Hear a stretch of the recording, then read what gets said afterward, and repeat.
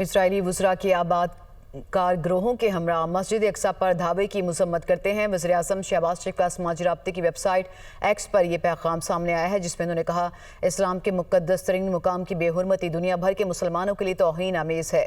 بین الاقوامی قانون اور انسانیت کے اجتماعی ضمیر پر بھی ایک براہ راست حملہ ہے۔ ایسے منظم اشتعال انگیز اقدامات امن کے امکانات کو شدید خطرے میں ڈال رہے ہیں۔ اسرائیل کے اقدامات فلسطین اور خطے میں کشیدگی کو ہوا دے رہے ہیں۔ ایسے اقدامات سے مشرق وسطیٰ مزید عدم استحکام اور تصادم کے قریب پہنچ رہا ہے۔ پاکستان فوری جنگ بندی، جارحیت کے تمام اقدامات کے خاتمے اور ایک مؤثر اور قابل اعتبار امن عمل کی بحالی کا پرزور مطالبہ دہراتا ہے، یہ بھی لکھا گیا وزیر اعظم شہباز شریف کی جانب سے۔